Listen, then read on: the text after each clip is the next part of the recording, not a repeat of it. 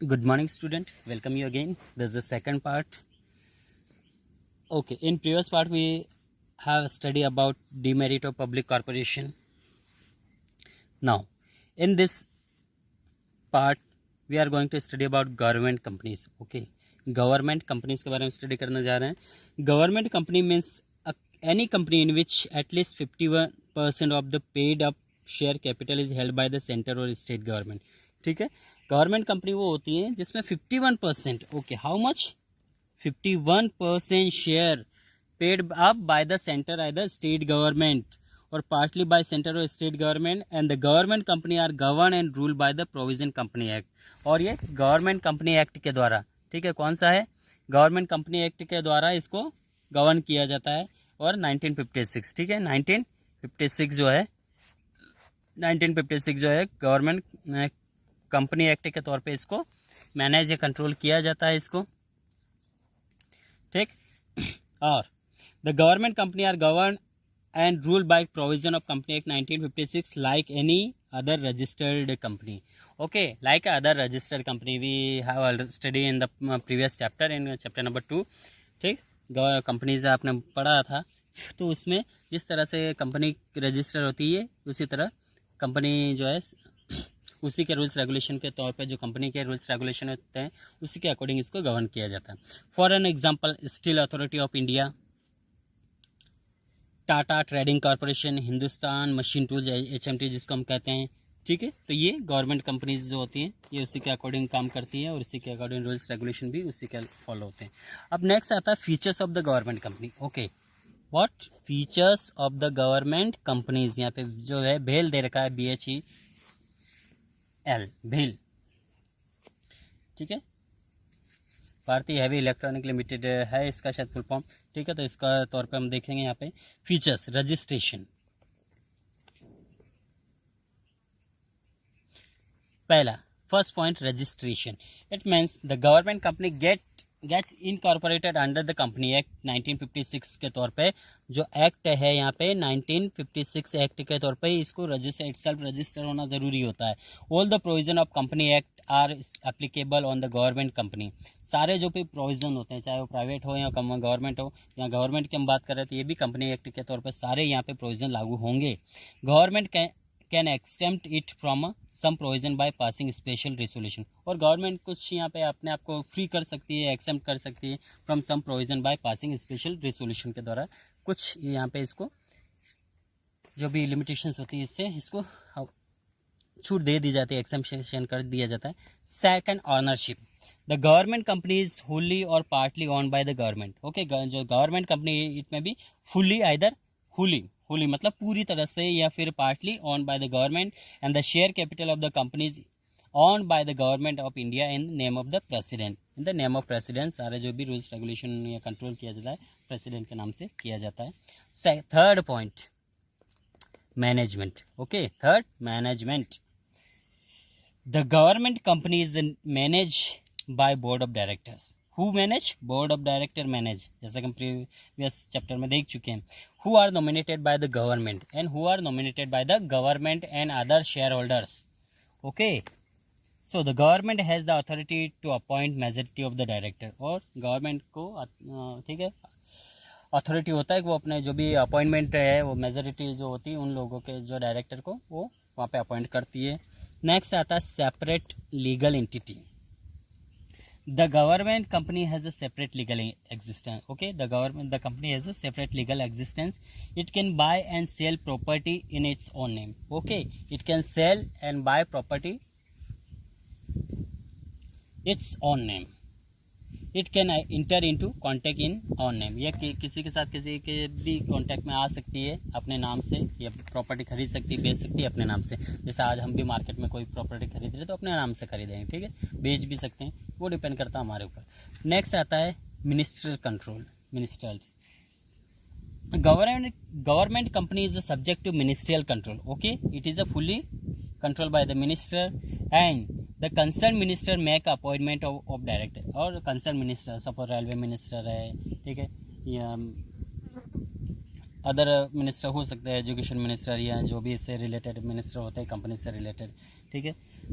तो इस प्रकार से ये डायरेक्टर्स अपॉइंटमेंट लेके उनसे कंसल्ट कर सकते हैं, इंटरफेयर भी कर सकते हैं, हम पहले देख चुके हैं इसमें, ठीक है। एंड द मिनिस्टर में issue direction and can assume the overall supervision of the undertaking. And minister can issue may issue direction to the company and go to particular good direction and can assume the overall supervision of the undertaking, और वो सारा supervise भी करते रहते हैं, ठीक। Next, financial autonomy, the government company enjoying borrowing powers, okay, and in this company enjoy borrowing powers from the public. It can raise capital issue by various securities. It is free to use the revenue for the growth and expansion of the company, okay, and it is a free to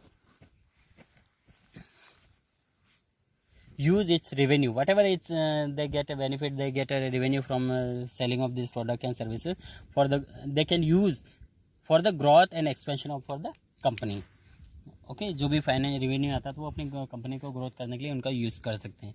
next आता है efficient staff. Efficient staff, the recruitment and remuneration of employees of the government company is independent decided by the government company itself, okay, जो recruitment और remuneration जो भी सुविधाएं दी जाती हैं उनके एम्प्लॉयज़ को of the government company is independently decided by the government company itself. Government company वो खुद और डिसाइड करती है कि अपने एम्प्लॉयज़ को किस तरह के रिम्यूनरेशंस दिया जाए, किस तरह की सैलरी की दिया जाए, किस तरह उनका रिक्रूट किया जाए, वो सारा उसके ऊपर डिपेंड करता है, कंपनी खुद गवर्नमेंट के ऊपर, गवर्नमेंट कंपनी के ऊपर। And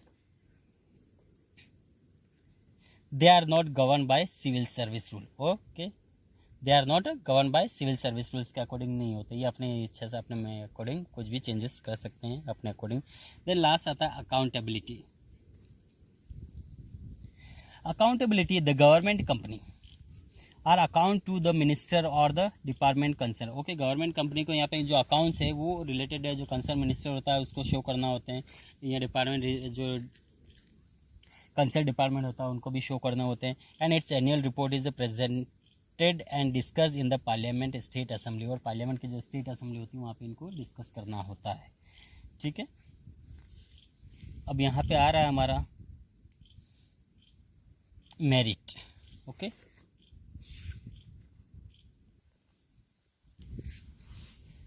now next, merit of government company, merits, ठीक है, मेरिट्स ऑफ गवर्नमेंट कंपनी।